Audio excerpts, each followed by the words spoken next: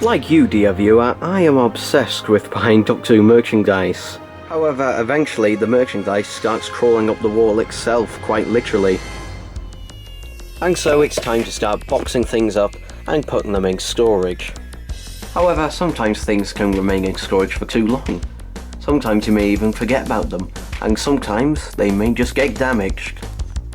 So what I'm doing today is taking those boxes out of storage, and let's have a look at Doctor Who items in storage.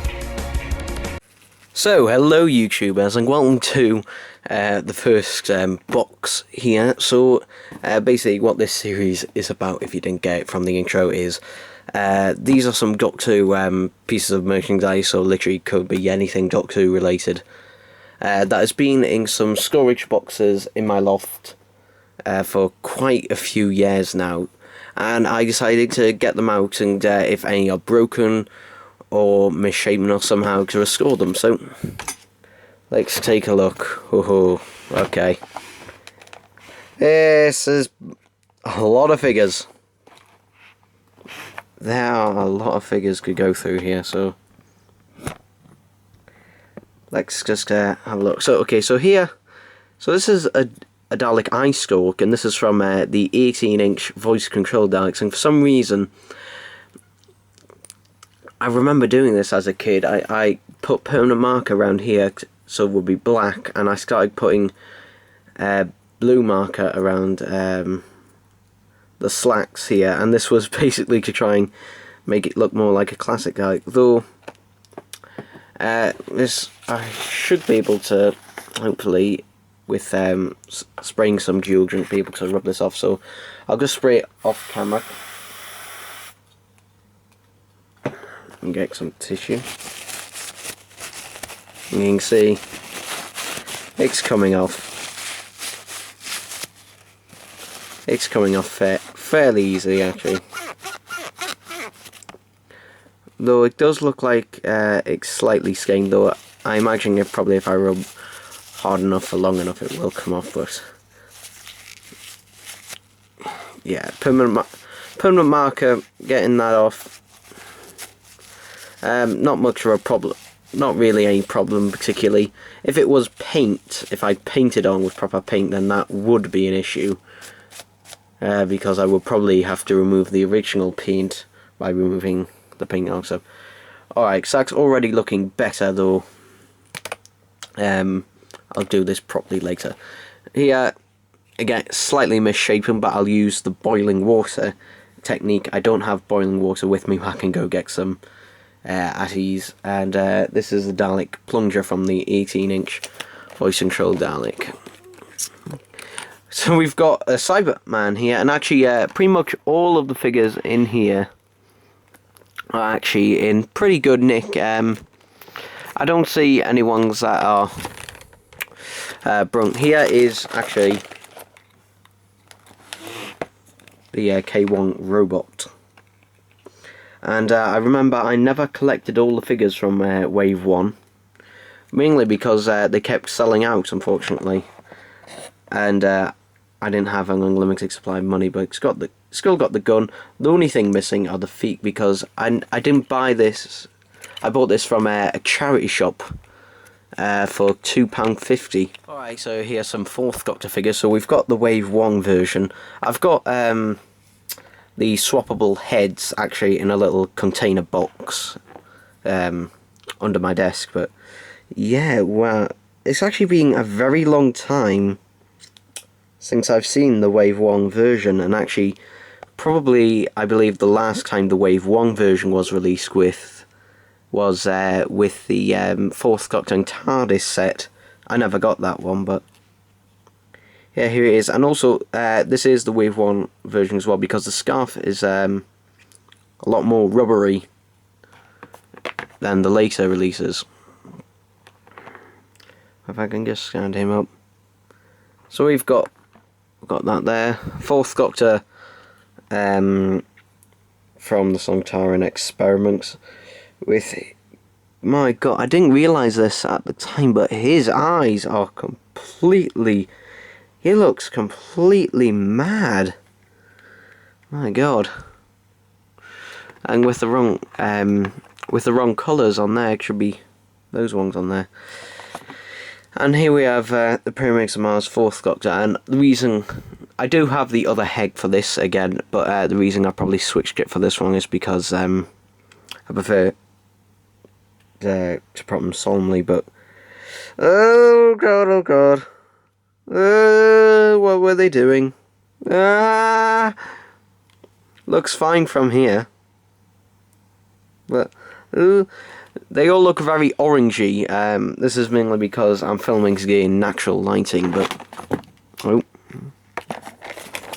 he wants to fall on the floor, because of course he does. So we've got a Tomb Cyberman. I've got several of these. So this one's slightly bent. Actually, the handlebars on this one are actually surprisingly stiff. If I just... Again, boiling water will sort that one out. Yeah, the joints on this Cyberman.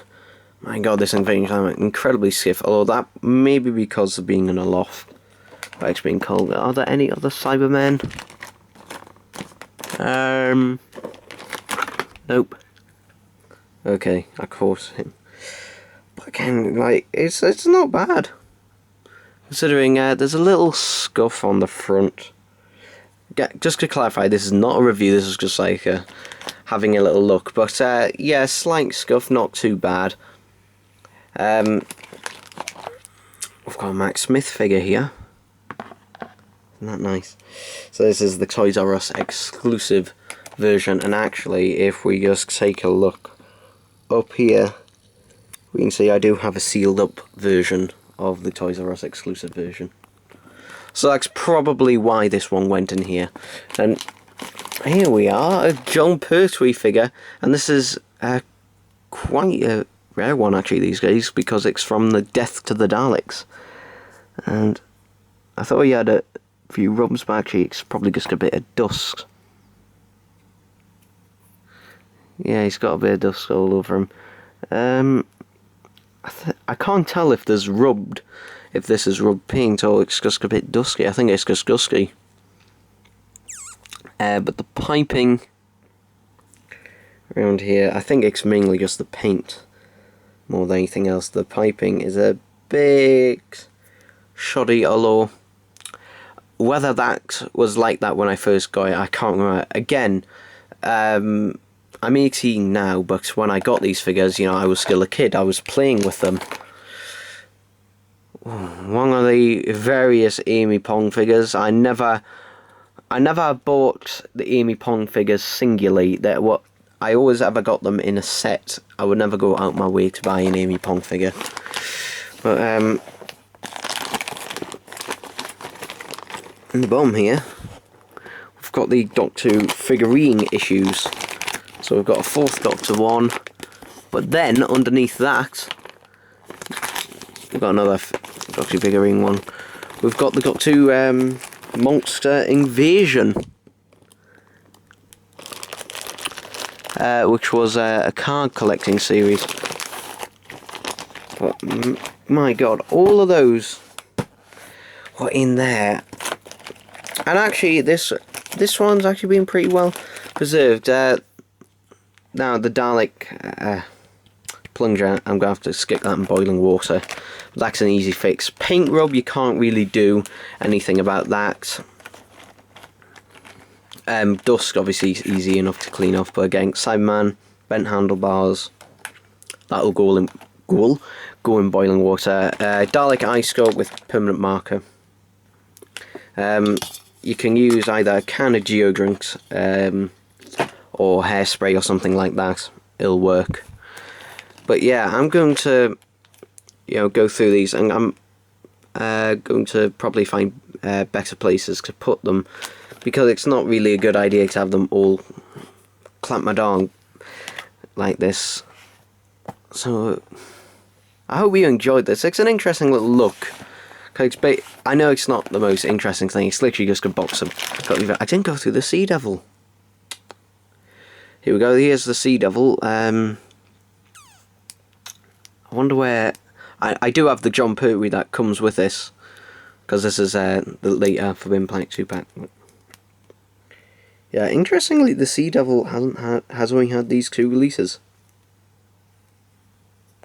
Oh. Yeah, the netting actually is completely fine. I thought, okay, there's a little bit of netting coming away here at the back, though other than that it looks pretty good, because this is fabric, and I don't really like having actual fabric on the 5-inch figures. I said this in my Enemies of the Third Doctor set review with Omega. Interestingly, though, he has the ball-jointed feet,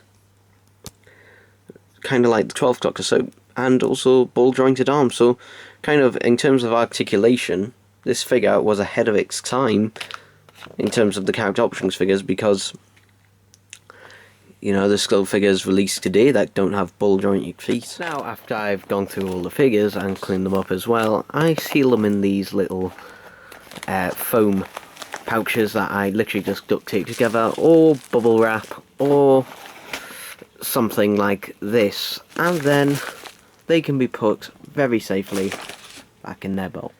So anyway, I hope you enjoyed this first video, and let's have a look again next time.